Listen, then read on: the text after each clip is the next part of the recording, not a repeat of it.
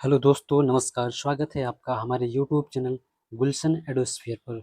तो दोस्तों, जैसा कि हमने पिछली क्लास में राजपूत काल के उदय के बारे में हमने पढ़ा था, एक सामान्य जानकारी वीडियो के रूप में उसको हमने कवर किया। ओके, तो आज हम राजपूत काल के बारे में कंप्लीट सारे इंपॉर्टेंट फैक्ट को आज पढ़ रहे होंगे। तो ये थ्योरी होगा। क्या है? थ्योरी, थ्योरी पार्ट है। ओके, तो थ्योरी पार्ट का वीडियो है, तो इसको हम वन शॉट वीडियो में कवर कर रहे होंगे। ओके, नेक्स्ट पार्ट में हम एमसीक्यू के माध्यम से सारा क्वेश्चन आंसर करेंगे। तो चलते हैं दोस्तों, बिना टाइम वेस्ट किए आज के टॉपिक की तरफ। तो दोस्तों, यहाँ से हमारा स्टार्ट हो रहा है राजपूत काल। तो राजपूत काल में जो भी इम्पोर्टेंट राजवंश हैं उनके बारे में हम आज कंप्लीट डिस्कशन कर रहे होंगे। उसके बाद हम क्वेश्चन आंसर करेंगे। तो दोस्तों, यहाँ पे दिया हुआ है पाल वंश। तो पाल वंश क्या है? पाल वंश की स्थापना 750 ईस्वी में गोपाल नामक शासक जो है, राजा करता है। इसका संस्थापक गोपाल है। ओके, तो जो गोपाल होता है क्या है? ये बौद्ध अनुयायी होता है। क्या है? बौद्ध अनुयायी। तो पाल शासक ने क्या किया? ये गलत लिखा। पाल शासकों ने बंगाल में अपना प्रभुत्व स्थापित किया था। तो पाल शासक ने अपना जो प्रभुत्व है बंगाल या बिहार में सत्ता जो है स्थापित करी थी। तो गोपाल बौद्ध अनुयायी था। इसने क्या किया? ओदंतपुरी में एक मठ की स्थापना करी थी, है ना। तो बौद्ध अनुयायी होने के बाद इसने, या उसका प्रभाव दिखता है कि बौद्ध मठ के रूप में, है ना, उसने बौद्ध मठ की स्थापना करी थी। इसके अन्य प्रमुख शासक कौन हैं? अन्य प्रमुख शासकों में आप देखोगे तो धर्मपाल हैं, देवपाल हैं, महिपाल प्रथम और रामपाल इत्यादि क्या थे? इत्यादि ये पाल वंश के शासक हैं, है ना। तो इसमें क्या है? धर्मपाल सबसे प्रमुख है। क्या है? सबसे प्रमुख शासक हैं, या ये कहा जाए कि धर्मपाल ही पाल वंश के वास्तविक संस्थापक हैं। ओके, तो धर्मपाल क्या करते हैं? धर्मपाल विक्रमशिला विश्वविद्यालय और सोमपुर महाविहार का निर्माण धर्मपाल करवाए थे। ओके, तो ये मोस्ट इम्पोर्टेंट फैक्ट। ओके, ये था पाल वंश। अब एक फैक्ट ये कि जो पाल वंश था ये त्रिपक्षीय संघर्ष में जो कन्नौज का त्रिपक्षीय संघर्ष था, इसमें ये शामिल थे। सेन वंश। तो सेन वंश की स्थापना जो देखी जाती है तो 1070 ईस्वी से लेकर के 1095 के लगभग जो है, ये विद्वानों का मत है। इसके जो संस्थापक हैं वो सामंत सेन संस्थापक। ओके, संस्थापक लक्ष्मण सेन क्या हैं? अंतिम हिंदू शासक, यानी बंगाल में जो अंतिम हिंदू शासक थे तो कौन थे? लक्ष्मण सेन। इनके दरबारी कवि कौन थे? जयदेव। जयदेव की कृति क्या है? गीत गोविंद। क्या है? गीत गोविंद जयदेव की प्रमुख रचना। ओके, नेक्स्ट, गुर्जर प्रतिहार वंश में आप देखोगे तो गुर्जर प्रतिहार वंश जो है लगभग 730 एडी में इसकी स्थापना की हुई, ऐसा माना जाता है। विद्वानों में मतलब ऐसा माना जाता है कि इस वंश की स्थापना हरिश्चंद्र नामक राजा ने की थी, किंतु वास्तविक संस्थापक कौन है?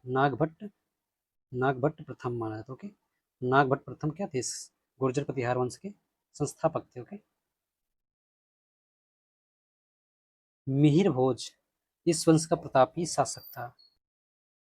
ग्वालियर की प्रशस्ति में मिहिर भोज का मतलब जो उल्लेख है तो ये ऐसा बताता है कि लक्ष्मण के भाई, लक्ष्मण वंश के वंशज कौन थे? प्रतिहार को लक्ष्मण वंश के वंशज मानता है। ओके, अब मिहिर भोज की क्या है? आदिवराह उपाधि। आदिवराह, क्लियर। नेक्स्ट, मिहिर भोज अपनी राजधानी कन्नौज स्थापित करता है। इसका अंतिम शासक कौन था? यशपाल था। ठीक है, तो ये था प्रतिहार वंश के बारे में। तो प्रतिहार वंश ये भी कन्नौज के संघर्ष में, त्रिपक्षीय संघर्ष में शामिल थे। तोमर वंश, इसका संस्थापक तोमर, अनंगपाल तोमर। अनंगपाल तोमर ने ढिल्लिकापुरी था, क्या था? ढिल्लिकापुरी। ढिल्लिकापुरी में, जो आज की दिल्ली है, तो ढिल्लिकापुरी की स्थापना की थी, और राज्य की राजधानी भी ढिल्लिकापुरी को ही बनाया था ना। तो आज की दिल्ली की स्थापना करने वाले कौन थे? अनंगपाल तोमर। तो उनके बारे में उतना फैक्ट है। तो दिल्ली की स्थापना के बारे में पूछता है तो आप तोमर वंश के अनंगपाल तोमर का फैक्ट आप नोट कर लीजिए। शाकंभरी के चौहान वंश, ये कहाँ थे? राजस्थान के अजमेर के आसपास के एरिया में स्थापित थे ना।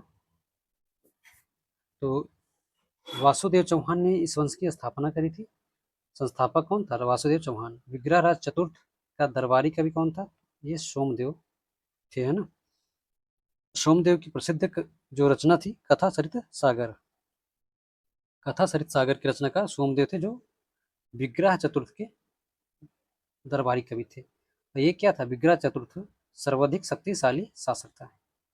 चौहान वंश का सर्वाधिक शक्तिशाली शासक था। ओके, इसने क्या किया? दिल्ली के तोमर दिल्ली के तोमर राजाओं को हराकर दिल्ली के तोमर राजाओं को हराकर दिल्ली पर अपना अधिकार कर लिया। और इसके बाद क्या था कि एक फैक्ट ये अक्सर है, पूछा जाता है एग्जाम में, आता रहता है। तो अजमेर में जो संस्कृत विद्यालय स्थापित था, तो इसकी स्थापना कौन करवाता है? विग्रहराज चतुर्थ। विग्रहराज चतुर्थ ने संस्कृत विद्यालय की स्थापना अजमेर में करवाता है। तो इसकी इस विद्यालय के स्थान पर ऐबक क्या करता है? ऐबक जो है, इसको तुड़वाकर, ठीक है, तुड़वाकर तुड़वाकर जो है, 2.5 दिन का 2.5 दिन का झोपड़ा यानी मस्जिद जो होती है, मस्जिद, 2.5 दिन का झोपड़ा, इसको 2.5 दिन में मजदूरों को लगा करके 2.5 दिन में संस्कृत विद्यालय को तोड़ करके इसी में स्थापना करवाता है। 2.5 दिन का झोपड़ा। ये थोड़ा यहाँ पे गलत प्रिंट है। ओके, आप इसको मैनेज कर लीजिएगा। पृथ्वीराज तृतीय जो था, चौहान वंश का ही शासक था, है ना। पृथ्वीराज तृतीय चौहान वंश का शासक था। चंद्रबरदाई चंद्रबरदाई जो था, पृथ्वीराज रासो का रचनाकार था, है ना। तो इसी का दरबारी कवि था, है ना। दरबारी कवि पृथ्वीराज तृतीय के दरबारी कवि था, है ना, चंद्रबरदाई। तो ये था चौहान वंश के बारे में। और जो भी पृथ्वीराज चौहान से जो भी मोहम्मद गौरी की युद्ध होता है, तो उसको सल्तनत काल में पढ़ेंगे। सल्तनत काल की शुरुआत में, तो उसमें पढ़ेंगे। यहाँ पे परमार वंश, तो इसकी स्थापना कौन करता है? ये सामंत था, सामंत था, है ना। ये परमार वंश की स्थापना करने वाला उपेंद्र था, यानी कृष्णराज। क्या था? कृष्णराज। ये स्वतंत्र राजा नहीं था। जो स्वतंत्र राजा था, सियक द्वितीय यानी श्रीहर्ष, तो इसको वास्तविक संस्थापक माना जाता है। सियक द्वितीय को वास्तविक संस्थापक माना जाता है। इसकी राजधानी जो थी धारा नगरी, मालवा क्षेत्र में, यानी एमपी के उज्जैन उज्जैन में इनकी राजधानी, यानी धारा नगरी इनकी राजधानी थी। अब आ जाओ चंदेल। तो चंदेल वंश में 9वीं शताब्दी में नन्नूक नमक जो राजा था, इसका संस्थापक था। इसकी राजधानी कहाँ थी? खजुराहो थी। और कल हमने डिस्कस किया था पिछली क्लास में, कालिंजर हो गया,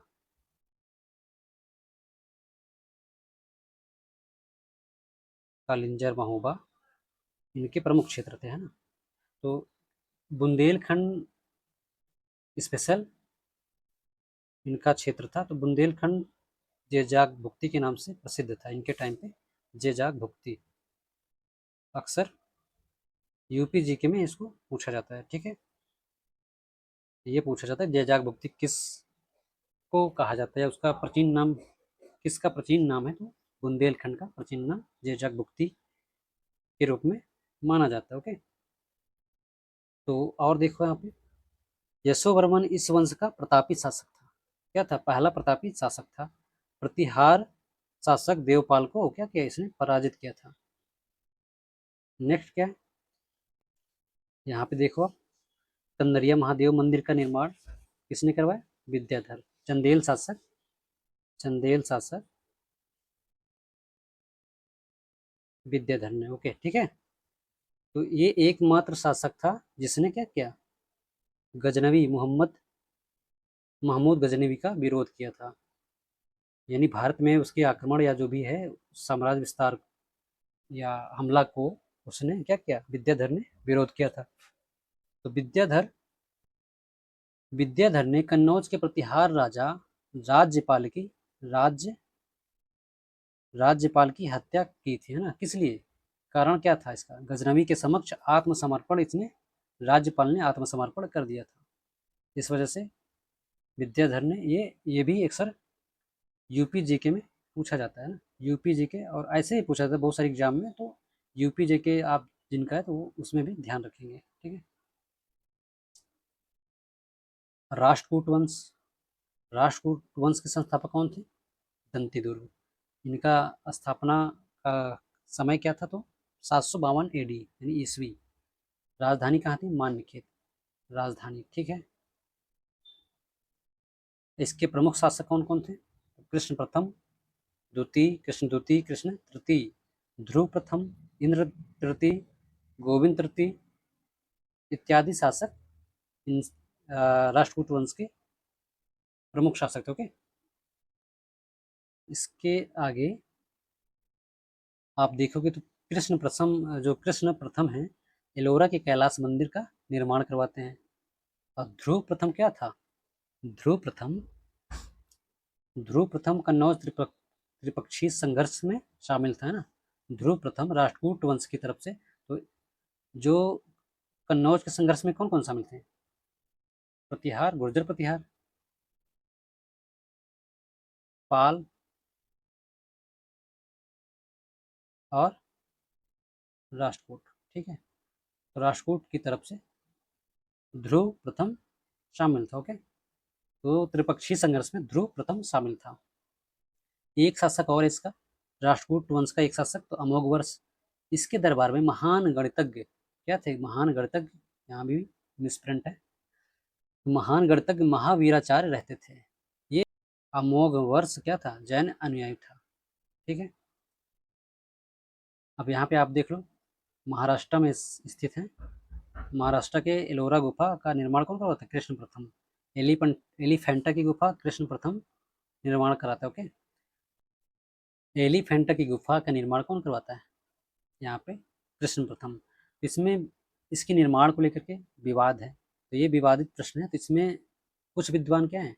कलचुरी शासक कृष्णराज को भी मानते हैं, बहुत से विद्वान या इतिहासकार कृष्ण प्रथम को, जो राष्ट्रकूट शासक है, तो कृष्ण प्रथम को भी इसकी स्थापना करने वाला मानते हैं। तो इस तरह इसका दो मत है। तो इसमें जो भी अगर आता है एग्जाम में, तो इसमें से कोई एक ही आता है। तो ज़्यादातर कृष्ण प्रथम के ही बारे में। पहले तो इसका स्थान पूछता है। स्थान महाराष्ट्र के एलिफेंटा द्वीप, है ना, एलिफेंटा द्वीप जो है वहाँ, इसके बारे में पूछता है, कहाँ पे स्थित है, किस राजवंश ने बनाया? तो राष्ट्रकूट वंश ऐसा ज़्यादातर आता है। ओके, नेक्स्ट क्या है? चोल वंश। तो इसकी स्थापना कौन करता है? विजयालय चोल। इसकी राजधानी कहाँ थी? तंजावुर। राजधानी तंजावुर, ठीक है।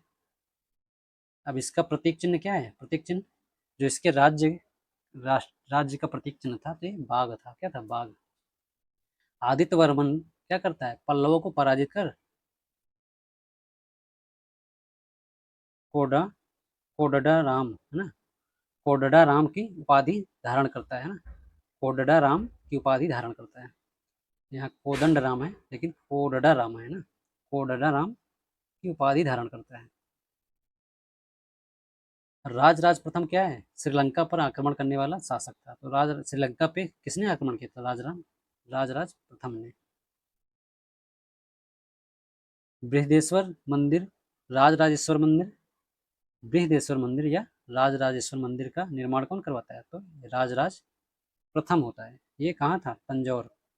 ये तंजौर में स्थापित है। ठीक है, नेक्स्ट क्या है?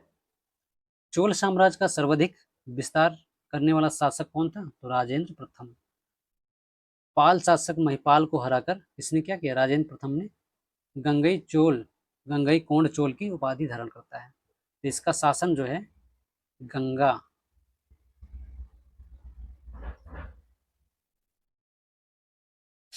गंगा के आसपास यानी बंगाल के आसपास पहुंच जाता, क्योंकि ये पाल जो थे बंगाल में ही इनका शासन था। तो ये जब राजेंद्र प्रथम इनको हराता है पाल महिपाल को, तो महिपाल को हराने के बाद गंगई चोल, गंगई गोंड चोल की उपाधि धारण करते। ओके, नेक्स्ट क्या है? स्थानीय स्वशासन। चोल वंश यानी चोल वंश की मुख्य विशेषता जो उनके शासन की थी, तो स्थानीय व्यवस्था जो थी, यानी स्थानीय स्वशासन की व्यवस्था इनकी मुख्य विशेषता थी। ठीक है, ये पूछता है कि स्थानीय व्यवस्था किस वंश की यानी काल की मेन जो है मुख्य विशेषता थी, तो चोल वंश हो जाएगा। क्या है? चोल वंश। यहाँ पे गलत है। भूमि कर यानी ये जो टैक्स लेते थे, तो कृषकों से टैक्स इन्होंने क्या किया? 33%, उपज का 33% यानी 1/3 भाग ये उपज का लिया करते थे कृषकों से। इतिहास, भारतीय इतिहास में सर्वाधिक पावरफुल नेवी चोल वंश की मानी जाती है ना। तो ये था दोस्तों हमारा आज का महत्वपूर्ण फैक्ट। ओके, तो दोस्तों यहीं से आज की हमारी क्लास समाप्त होती है। तो आई होप आपको क्लास पसंद आई होगी। अगर आपको क्लास पसंद आई है, कंटेंट अच्छा है, तो आप क्लास को लाइक करें, शेयर करें, सब्सक्राइब करें और हमारे चैनल से जुड़े रहें। तो मिलते हैं दोस्तों नेक्स्ट वीडियो में एमसीक्यू पार्ट को लेकर के, सारे इंपॉर्टेंट फैक्ट को उसमें इंक्लूड करके आपको एमसीक्यू टॉपिक के साथ उसको कवर करेंगे, है ना। तो मिलते हैं नेक्स्ट वीडियो में, तब तक आप हमारे चैनल से जुड़े रहें। Thanks for watching, keep smiling. जय हिंद, जय भारत।